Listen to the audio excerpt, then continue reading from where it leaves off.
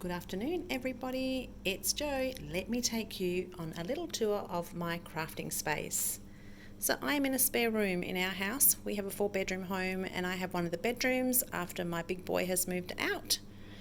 And this is my little space. So I have done a craft room tour before, but I have done a few little updates. So each year I like to do a bit of a reset. It gives me an idea as to whether things are working for me or not. So I thought I would just share that with you. So as you walk into the room, I have this big desk. This desk takes up the most part of my room. Yeah, I think it's about 1.5 meters long. It's quite a long one, but I love it because it gives me lots of work room. I'm also a bit of a minimalist, so I don't have a lot on my desk. What I have here is 2 caddies. These are just from Kmart, these caddies, and I just keep my basics in here. So I've got some tape, I've got some scissors and my picks and knives, glues. Up the back I have my nested dies that I use quite often, and then next to it I have my cardstock already cut and ready to go. So I have my card bases.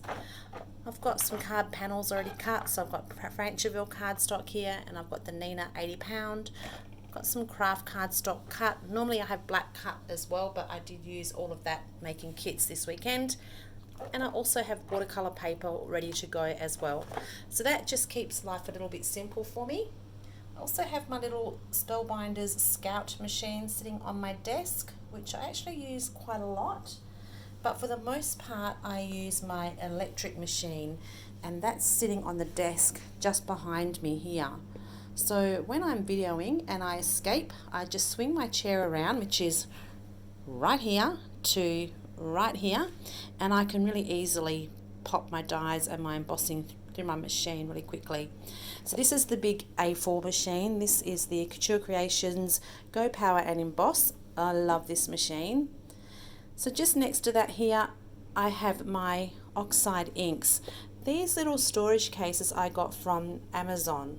They've only got my oxides in, but I'm thinking I might get another couple and put my distress inks next to it as well. So this back wall here, I actually wanted to put cupboards on, but we have piping from our ensuite behind it, and we have plastic piping, so we can't work out where the pipes are to be able to drill into the walls. The actual tool won't work, so at the minute I'm stuck with it like this, but it's working okay. So I have this big bench space here.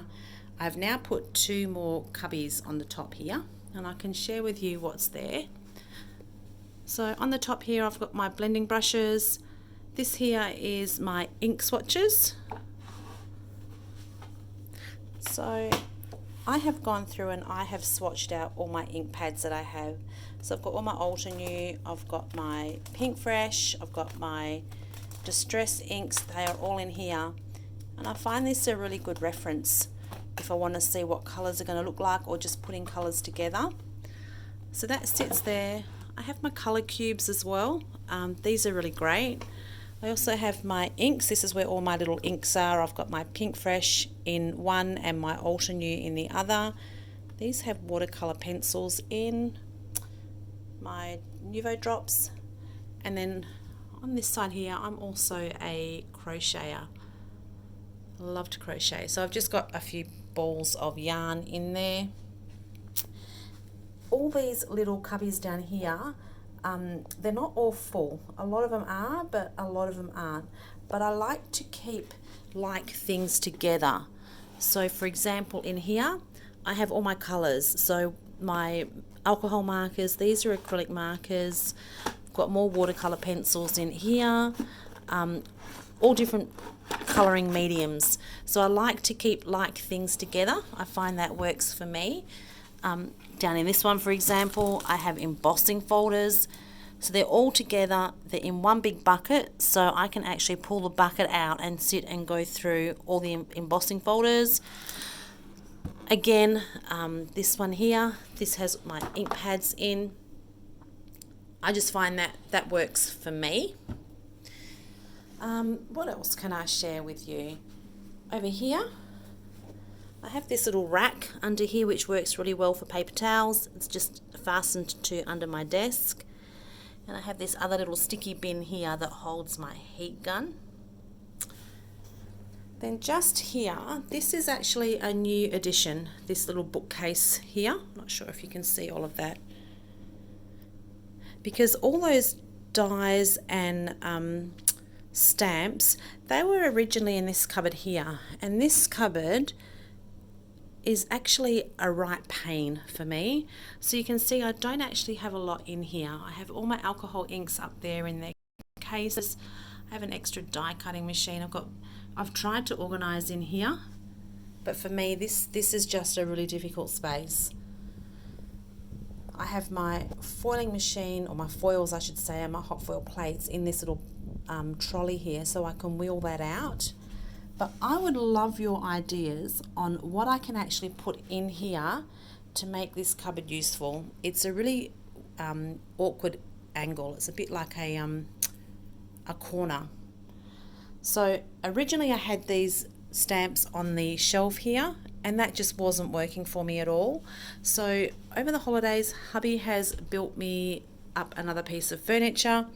So now I have all my dies and my stamps in these baskets, and it's so much easier to flip through. So these are just all ultra new, these ones here, pink fresh here and pink fresh here, and the rest are all just a mix. And I've tried to label them and put them in some kind of order. Just in these bottom cupboards here is cross stitch, because back in the day I used to like doing cross stitch. And just on the top up here, just little things that are me, I guess. My little Lego roller skate here my kids bought for me. I was a massive roller skater back in the 80s. I spent a lot of my youth there. It was my first job there. I spent many, many years at the roller skating rink. Just other little bits and pieces. My little bunny, little Easter bunny, my daughter just brought him home for me yesterday as a gift, which was really lovely of her. So then I have this other unit from IKEA, and this has also worked really well for me because it helps me to keep like things together. So here I have my 12 by 12 papers. I don't have a lot. This is what I have here, and then I also have some here as well. But what I have been doing is I have been keeping my collections in these pockets from Uniquely Creative. So I pop the 12 by 12s, the embellishments, all the bits and pieces in the one pocket, and I find that works for me. I only have a few 6 by 6s here, so I keep them all together. Here I have my coloured cardstock. So this is the only coloured cardstock that I have been keeping. This is all the Concord and 9th cardstock. I just need to find some pockets because I noticed that the plastic is starting to rip, but I don't want the pockets with the buttons on because they take up more room. But I have them just stored in the A4 magazine holders. Here I have all my specialty papers. So what I've done here is I've labelled them. So there's some extra watercolour card there. This is ombre and metallics. Then I have my double-sided sticky, acetate and vellum. So I've just gone through and labelled those. Down the bottom here, I won't go through all of the cupboards because it's probably no point. But in this bucket here, I just keep all my plastic sleeves in here. And again, keeping all like stuff with like stuff. These are extra stamps from Stampin' Up that a lovely lady gifted me, and I have used a couple of them. I haven't used anywhere near as many as I should, but I've got them all together, and one day I will have a play. There's some there that haven't even been inked up. This bucket here, this has all mixed media stuff in because I'm such a big mixed media person. I have things in here where I have brainwaves where I think, oh, I can alter this and I can make a canvas. And what else have we got? Oh, I've got bags and I've got boxes and all sorts in here. Yeah, right. Okay, because we all know how much mixed media I do and how much I love to get my hands dirty. And again, all my mixed media supplies I've kept in here. So I know then where everything is. I just need to go to one basket. Oops, so on the top of my Calyx unit here, Taylor Swift. I am a massive Swiftie. I know I'm probably way too old to be a Swiftie, but I am obsessed with Taylor Swift. I have my sprays here, and again, I don't use these very often either, but they look really pretty, don't they? Over here, oh, there is a piece of mixed media that I have done. Over here, this was a really good find for me, and this works really well. Just trying to get the whole thing in shot. So this was just from Kmart, and it's come in really handy just for all my little bits and pieces. So I've got some buttons in here, I've got resins in here, I've got, let's see, some wood veneers, I've got some little chains, I've got eyelets, whoops, I've got all sorts in here, and I find this works really well for me. This cupboard here is full of yarn as well. So I've packed a lot of stuff in here, and that's another look at my room. This is the door that I came in from in the hallway here.